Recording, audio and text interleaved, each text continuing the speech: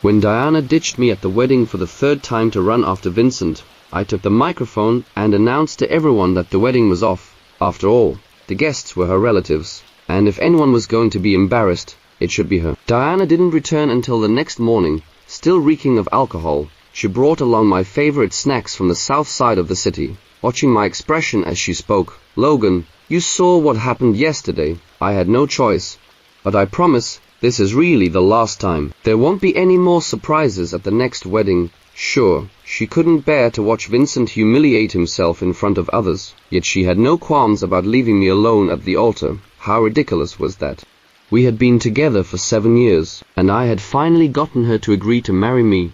But on our wedding day, she ran off with Vincent, turning me into a laughingstock. Diana felt indebted to him after he had chased her for 5 years. Ever since she helped him out during college, he had fallen head over heels for her after just one small favor. Vincent would show up rain or shine with breakfast, boldly declaring his feelings even when he knew she had a boyfriend. Diana's feelings shifted from disdain to a reluctant, affectionate smile whenever he was mentioned. At our first wedding, Vincent sprayed beer all over my carefully chosen suit, ruining it completely. I was furious, but before I could even say a word, he dashed out, tears in his eyes, while Diana scolded me for overreacting and ran after him. The second wedding was even worse. Just as Diana and I were exchanging rings, Vincent suddenly collapsed, turning the ceremony into an emergency rescue. Diana panicked and rushed him to the hospital. Then came the third wedding, where Vincent showed up in a groom's suit to crash the ceremony. Standing at the back, he looked defiantly up at Diana and declared, "Diana, I've stumbled after you for 5 years, gathering the courage to confess my feelings each time only to be shot down. But I want to try one last time. I love you, Diana. Can I win just this once?" Diana glanced at me, a flicker of struggle and guilt in her eyes. She whispered, "Logan, I am sorry. I just have to indulge Vincent this last time. I can't let him humiliate himself in front of everyone." With that, she jumped off the stage, took Vincent's hand, and declared his victory with her actions. Watching them run off hand in hand, like something out of a romantic drama, I thought I would feel the same anger as before and chase after them to confront her.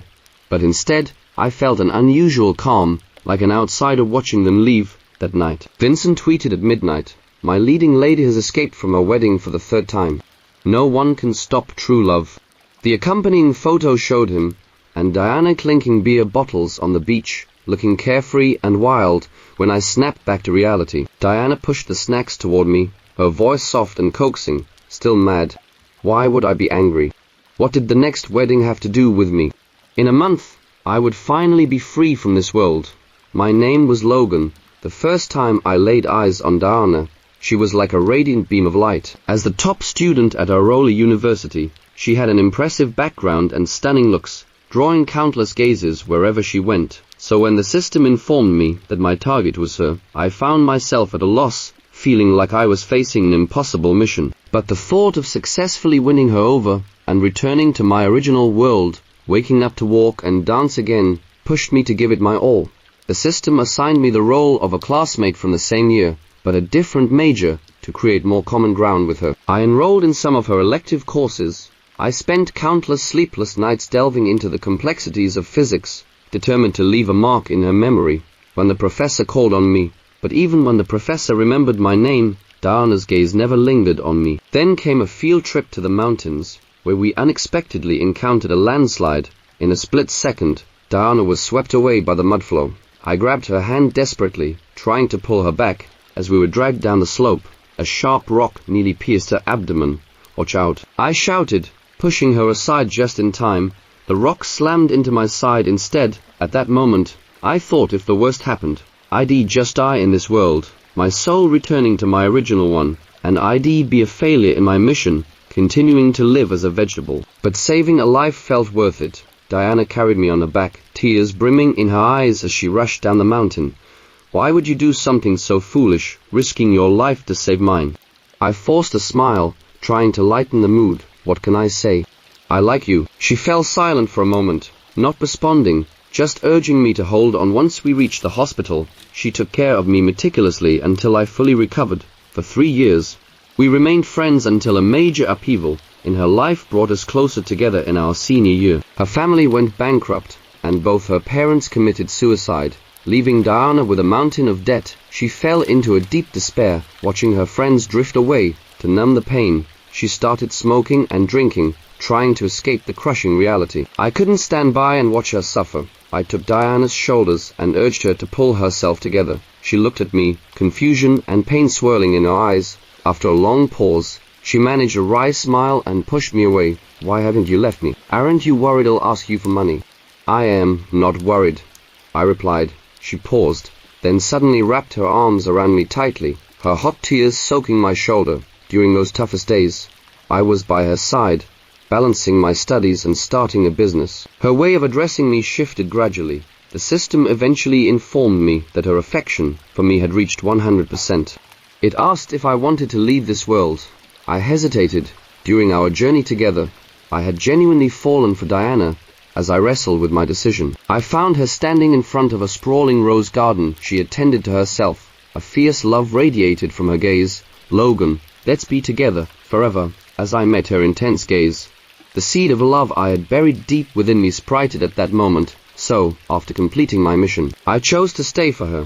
But then, everything changed when she met Vincent. "I am not angry," I replied calmly, focusing on my late-night snack. Diana looked surprised, as if she couldn't believe I wasn't going to dig into what had happened yesterday. After all, I had sulked for ages after the first 2 times. Initially, she would patiently console me, but eventually, she had tossed out a dismissive comment. "It's just a formality. I am not really with him. Can't we just do this to fulfill his wish?" Noticing my cold demeanor, she pressed her lips together and softened her tone a bit. "Once you're done eating, I'll drive you to the office." I paused mid-bite, a pang of bitterness rising in my chest. The car accident back in my original world had left me with some lingering anxiety about driving, so I always relied on Diana to take me. I loved watching her focused profile while she drove, sharing the little highlights of my day with her. But somewhere along the line, Diana had become incredibly busy. She was busy sleeping in, busy taking Vincent's dog to the vet, and too busy to drive me. Over time, I stopped asking her for rides, so I was taken aback when she offered today. I forced a self-deprecating smile and set my fork down. "No need. I got my driver's license." Diana froze, her hand clutching the car keys, staring at me in disbelief. When? Maybe it was that one time I worked late, and my stomach suddenly started to hurt like hell. I had taken a couple of painkillers, but they didn't help. The rain was pouring outside, and I couldn't get a cab. My face went pale from the pain as I called Diana, begging her to come take me to the hospital. But after many attempts, I couldn't reach her. Finally, an ambulance arrived, wheeling me into the hospital. As I lay on the stretcher, passing by a room, I caught a glimpse of Vincent, looking blissful in his hospital bed. Diana was sitting beside him, scolding him impatiently. "Who told you to eat so much ice cream when your stomach was already hurting? You deserve it." Yet, her hands were tenderly rubbing his belly. Tears streamed down my cheeks, a bitter mix of hurt and longing. I remembered how she had taken care of me with that same tough love approach when I was in the hospital. I realized then that Vincent must hold a different place in her heart. After that incident, I suddenly learned to stop relying on her. I gathered my courage and started learning to drive again. The moment I gripped the steering wheel and maneuvered through traffic, that sense of emptiness and insecurity finally began to fade.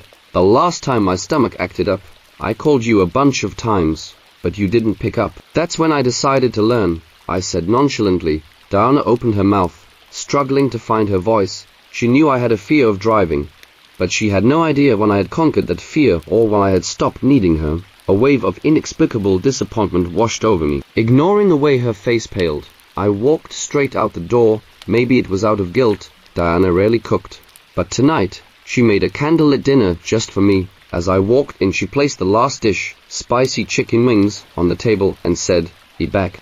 Come eat. I made all your favorite dishes." I sat down at the table, staring at the array of spicy dishes. My stomach twisted uneasily. She picked up a piece of beef, coated in chili, and dropped it onto my plate. "Dig in." Looking at her eager expression, I replied flatly, "I don't like spicy food, Logan." She slammed her fork down, her brows knitted together, her voice tinged with irritation. "It's just a formality. Why are you making such a big deal out of it? As long as we're together, that's what matters." I only agreed with him, at the wedding to spare Vincent's feelings. I didn't want him to embarrass himself in front of everyone or do something stupid. How long are you going to keep sulking about this? The overwhelming smell of chili made me cough violently. It took a while to catch my breath, and when I finally looked up at her, I explained helplessly. I've never been able to handle spicy food. I only pretended I could because you like it. Diana froze, realization dawning on her. It seemed she finally remembered how I would always sweat and drink a lot of water whenever I had something spicy.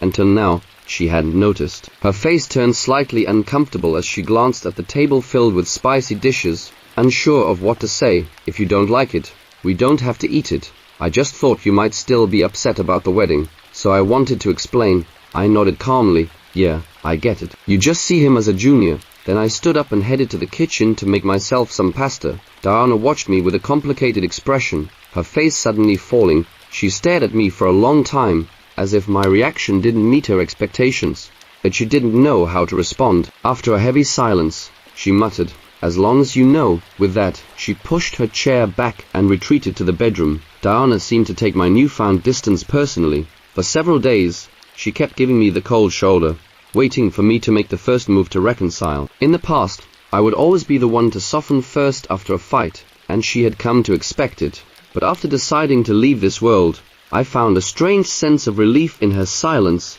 I finished up all my work, wrapping things up and preparing for my departure. My boss, reluctant to let me go, suggested I take all my vacation days before leaving, and even handed me a hefty bonus.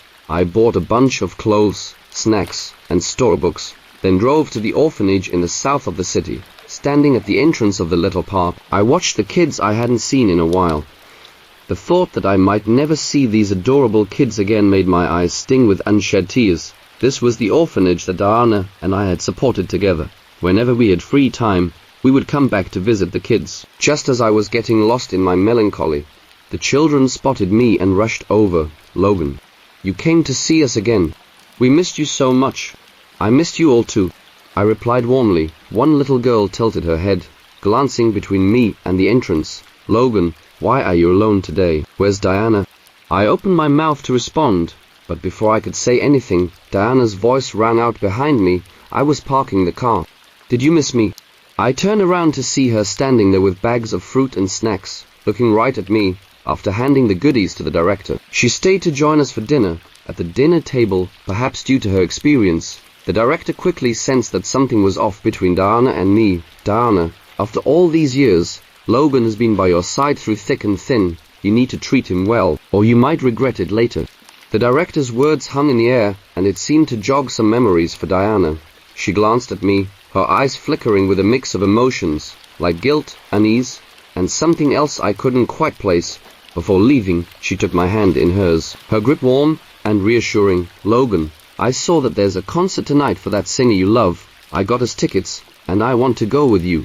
But before Diana could finish, a phone buzzed, interrupting her. She glanced at the caller ID, her expression shifting to one of panic, as she quickly hit the decline button. The phone rang again almost immediately. Diana hesitated, her brows furrowing in conflict, and after a moment of internal struggle, she finally answered. "Diana, I lost the dare. They said if you don't come, I'll have to drink a whole case of beer."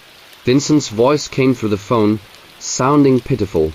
Diana didn't immediately agree like she usually would. Instead, she glanced at me, hesitation written all over her face. Vincent picked up on her uncertainty, his voice trembling as he added, "Please, everyone's egging me on to drink. They are saying I have to take the punishment." Diana clenched her fists, her anger bubbling over. "Don't pressure him. He'll go," she snapped, hanging up the phone. Then, she turned to me, carefully choosing her words. "Logan, Vincent's in a bit of trouble. I need to help him." Diana held my hand, trying to reassure me. "He'll be back soon. I won't miss the concert." I pulled my hand away, my voice steady. "Go ahead." The indirect way of trying to change her mind felt pointless, like watering a dead flower, which was utterly meaningless. Thankfully, I had long stopped expecting anything from her. In the silence that followed, Diana suddenly hugged me tightly before turning to leave. By 11 that night, the concert had wrapped up. My favorite singer had just finished their final farewell performance, but Diana still hadn't returned. Deep down, I knew she wouldn't be coming back tonight.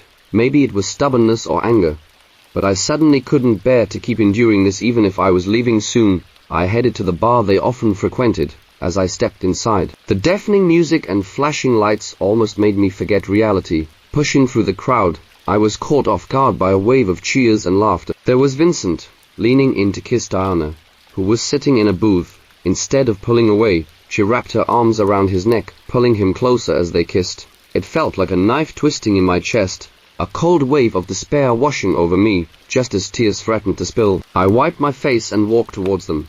The sudden slap that fell was almost deafening against the loud music. All eyes in the bar turned to us. Diana's face turned sharply away from me, her cheeks flushing crimson. Vincent yanked my arm, shouting, "Logan, what the hell? Why are you hitting her?" Without a moment's hesitation, I turned and slapped him again. He looked stunned, his hands flying to his face in disbelief.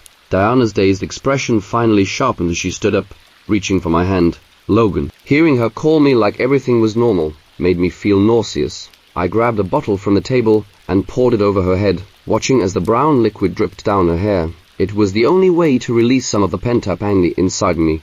"Diana, let's break up. I am setting you free," I said, my voice steady as I turned and walked away without looking back. I was exhausted. I didn't want to entangle myself with Diana any longer. Let her do as she pleased.